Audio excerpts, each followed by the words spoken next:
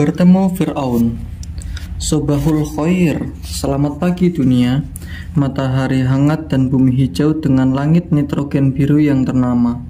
Apa kabarmu kampung manusia dan Anda para mahkota evolusi dunia, sang pewaris Big Bang yang memukimi pesisir samudra kosmik dengan lautan yang gemuruh, belantara dingin dan padang rumput yang lembut, yang benar-benar langka dan nyata cantiknya.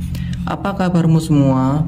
Aku rindu kalian, rindu teduh yang semakin menjauh, rindu aroma yang telah menjarak, juga rindu padanya, rindu berkarib masuk bersamanya, karena dia telah membentangkan masa jutaan tahun cahaya, sampai aku bingung berapa dikit nol harus kupasang untuk menggambarkan jarak itu. Jarak masa dari kosmos yang dingin, vakum, dan malam yang abadi. Aku rindu menguak rahasia-rahasia besar penciptaan, dan Tuhan yang berkreasi dalam diam, tetap sembunyi di balik tabir misteri. Aku rindu dan merana, malam penuh tanya dan tengadah langit dengan seksama. Mengapa engkau ciptakan segalanya berbeda? Ada apa dunia dengan barisan pelanginya? Kalau dari pelangi itu tangan-tangan saling mengepal tinju, mulut-mulut jahil meledakkan amunisi kata dan huruf-huruf pemusnah. Para mata merah mengirim berita duka atas penyembelihan saudaranya. Gigi gemertak berubah jadi taring dalam diri. Pelangi itu, ya Rob, begitu warna-warni, dan engkau semakin tak terperi, sementara hati kian merindu dan ingin berbagi cerita. Banyak kisah yang hendak kuceritakan padamu, ya Robbi. Banyak pertanyaan yang ingin kulayangkan ke hadiratmu. Bolehkah kutemui engkau dengan jalan sederhana ini? Engkau yang maha tahu, seperti apa jati diriku. Sesungguhnya engkau telah tahu semestanya, termasuk dua kata yang digunakan sebagai penanda atas kehadiranku di dunia. Raisa Fairuza. Matahari boleh tidur selamanya, tetapi Raisa Fairuza tidak. Tidak sekarang, tidak juga di hari depan. Aku si Satin itu, ya Robbi, perempuan yang menyimpan magma di dada, pejalan yang tak kenal rehat, terus melangkah menyibak kerumunan para penghujat. Lempeng tak hendak nengok ke kiri kanan, lurus membaur bersama ummatan wasatan, karena darahku berkata, kehidupan ideal adalah berjalan di garis tengah. Maka aneh benar tatkala mereka memaksaku turun podium atas alasan kiri atau kanan, bahwa ada ashabul yamim dan ashabus shinal, golongan kiri dan golongan kanan. Itu pelangi indah kehidupan. Namun seperti pelangi, semuanya untuk dinikmati dan bukan untuk diperselisihi. Kian berwarna pelangi, kian indah hasanah hidup ini. Semakin kaya juga hati para pejalan dan pendaki aras bumi. Namun, rupanya manusia lebih siap miskin hati daripada miskin dolar, bau karun si belaha bumi. Apalagi miskin kursi. Lihat saja penampilan si komir siang ini, kopiah miring yang aduhai. Karena dia sudah berani masuk sarang macan, maka saya akan mengulitinya habis. Nanti dia pulang tinggal nama. Laki-laki kopiah miring memberi prolog ancaman, sembari telunjuknya mengarahkan ke Raisa. Hening semesta aula kampus yang besar dan luas itu. Ratusan santri dan mahasiswa-mahasiswa sama henyak, terlonglong tak percaya akan segitunya laki-laki yang mereka hormat takuti selama ini. Bicara di hadapan calon intelektual dan sorotan kamera media, seenaknya meminjam bahaca macan, itu pun tanpa permisi. Jantung Raisa mendesir ngeri. Semua tahan napas menanti kata lanjutan kopiah miring. Saya ini seorang mufasir. Urusan saya adalah menjelaskan ayat-ayat yang turun dari langit. Hal pertama yang paling saya benci di dunia ini adalah apa yang kalian sebut sebagai novel. Brak. Dibantingnya buku novel di atas meja, melanggar gelas air minum dan tumpah, membasahi separuh tubuhnya. Menggigil dia. Sibuk moderator memanggil-manggil panitia. Kopiah miring kumat encoknya, kram tangan dan sendi-sendi lengannya. Namun dia tak menyerah. Dia tepis panitia yang hendak mengelap tumpahan air di tubuhnya. Kembali lanjut hujatannya, melontar nyanyian silogisme. Karena novel ini diterbitkan FF, maka dia liberalisme. Kalau S berarti sosialisme, kalau M berarti marxisme, Kalau K berarti komunisme. Di negeri kita ini, K itu sama dengan kiri. Jadi semaun ni novel. I did, peking dia. Karl Marx. Brak. Kembali dibanting novel di tangan dan melanggar gelas minum yang kedua kalinya. Pecah dan tumpah. Mendelik dia. Sang moderator memanggil-manggil panitia. Agak panik karena mata kopiah miring terus mendelik seakan sepotong pentol bakso menyumbat tenggorokannya. Ternyata ada pecahan beling berkilau menancap di kakinya. Kian sibuk panitia urusan P3K. Moderator bingung tak tahu harus bertindak bagaimana. Raisa yang menyaksikan semuanya dari samping merasa kasihan dan segera bangkit dari duduk manisnya, menghampiri kopiah miring dan ikut membalut luka. Kopiah miring ingin menolak balutan itu, namun seluruh sendinya kembali kram. Ia diam dengan mata nanar menatap Raisa. Sedapatnya Raisa mencoba bersikap tenang, meski hatinya bergemuruh dengan berbagai pertanyaan. Apalagi saat menatap mata merah itu, jantungnya bergidik ngeri. Agaknya Jibril belum datang untuk menjitak batok kepala para sombong. Firaun-Firaun kecil berkeliaran di mana-mana, masih aman dan nyaman. Belum kudengar nada alarm Israfil yang bakal merontokkan semesta nyali hidup. Raisa mencoba sabar dan kembali ke kursi di samping kanan moderator.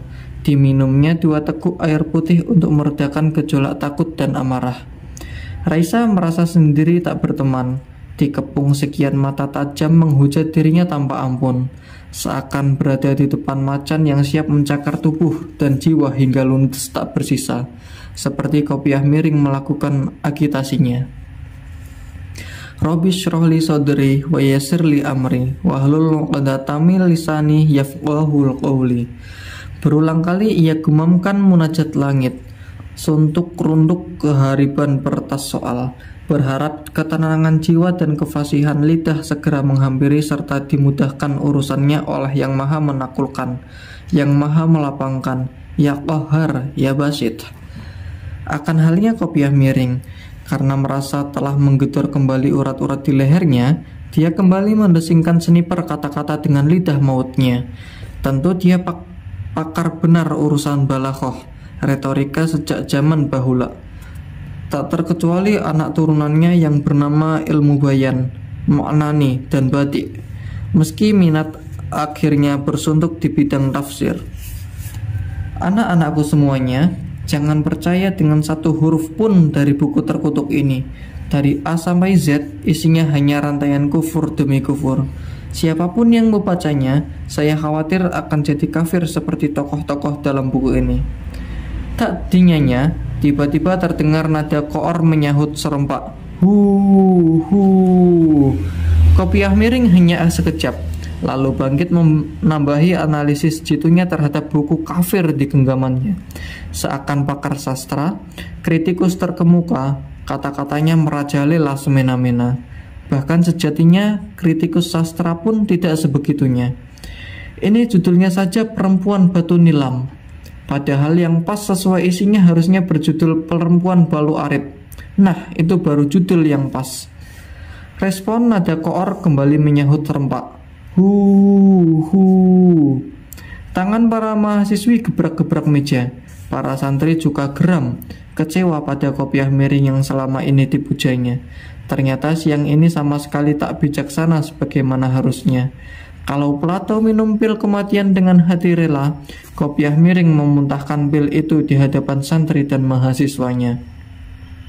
Halaj menuju tiang gantung dengan senyuman. Kopiah miring mengalgojo santri dan mahasiswanya dengan sukacita. Paparazi lokal sibuk meng-close up gigi pelatinanya. Luar biasa, kopiah miring segera ambil pose gaya, niru para selebriti ibu kota.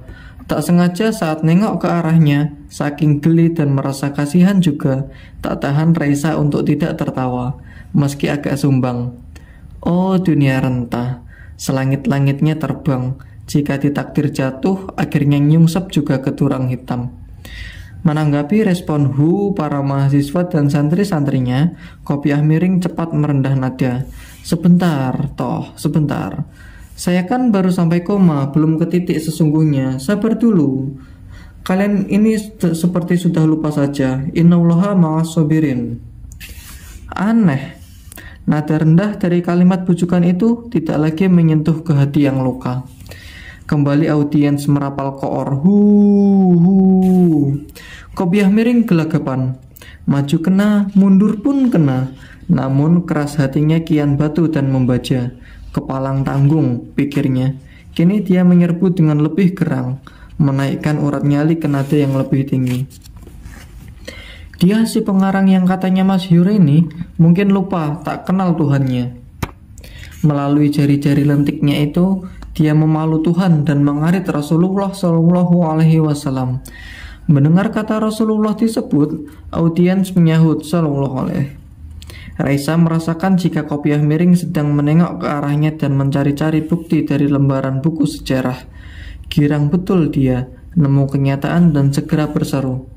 Lihat, coba lihat dia. Mendengar nama Rasulullah disebut, ia diam saja. Terbukti sekarang, palu arit kan dia? Tutuhnya menggelegar sembari menggebrak meja. Moderator kaget, Raisa pun terhenyak.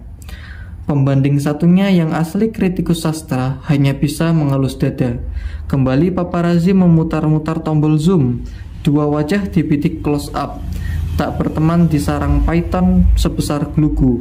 Pohon kelapa berpuluh tahun usia. Rabbi la tazarni fardan. Tuhanku, jangan biarkan aku sebatang kara tanpa teman. Munajat Raisa pilu dan gamang.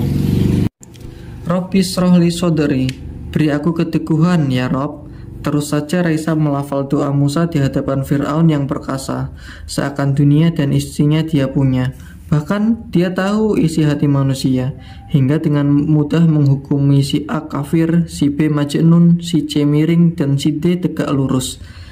Tak peduli dia sendiri masuk kategori neo-zaraf, grafiti iseng para pemuda kreatif di tembok kusam pinggiran jalan. Aku ini Tuhanmu, Tuhan kalian, seru Fir'aun membusung dada. Siapa nyanyi akhirnya mengap-mengap di Laut Merah. Dia Tuhan yang kehabisan napas dan takut setengah mati melihat Israel melayang-layang di atas kepala dan mencelok di punggungnya.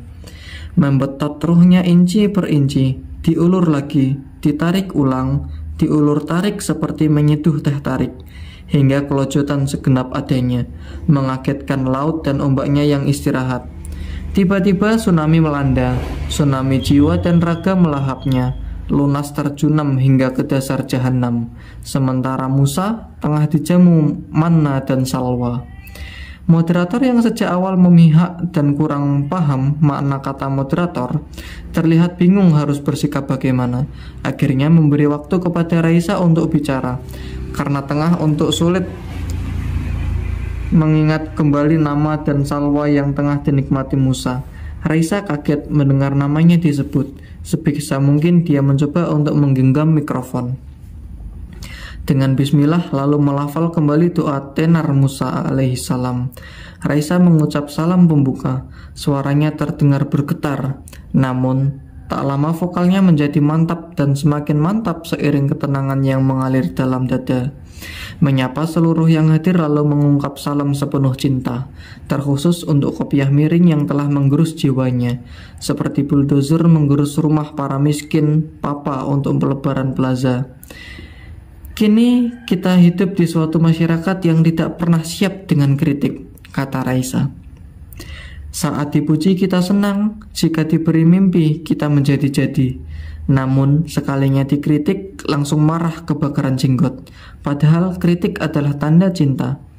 Mendengar kata cinta, serempak audiens bergemuruh dengan aplausnya. Ingin rasanya Raisa menengok kopiah miring dan menatap matanya. Seperti apa kira-kira bahasa yang tertulis di balik jendela hati. Namun jarak yang dihampar moderator dan suasana belum mengizinkan untuk melakukan itu. Ia kembali lanjut bicara. Pada zamannya, Rasulullah Shallallahu Alaihi Wasallam juga pernah dihujat oleh seorang perempuan Ansor Madinah dengan kalimat yang benar-benar menohok, sampai beliau tak sanggup menjawabnya. Dan kita tahu, Allah lah yang menjawabnya dengan wahyu yang seketika itu turun. Surah Al-Ahzab ayat 35 adalah ayat egalitarian pertama yang turun dari langit, yang seharusnya menjadi kebanggaan bagi kita. Karena ternyata emansipasi sudah dikemakan sejak berabad-abad silam, dan bukan oleh kalangan barat, tapi dari jazirah Arab yang memiliki Madinah. Tata kota modern dengan perempuan-perempuan hebat yang cerdas, kritis, dan dominan dalam keluarga. Contohnya adalah Ummu Imamah itu. Allahu Akbar. Tepuk tangan kembali bergemuruh. Beberapa hadirin suit-suit, entah ekspresi bahagia atau menggoda. Boleh jadi karena alasan lain, ingin menyindir pihak lain yang berseberangan dengan poin pembahasan yang digelar Raisa. Para awak berita harian lokal dan perwakilan harian pusat yang sedari tadi duduk menyimak di kursi paling belakang, berdiri untuk mencari objek bagus untuk dibidik. Para mahasiswa-mahasiswi, santriwan-santriwati senyum-senyum. Sekali nengok wajah Kopiah memiring. Sekalinya lagi menengok tampang Raisa yang setenang Danau Toba.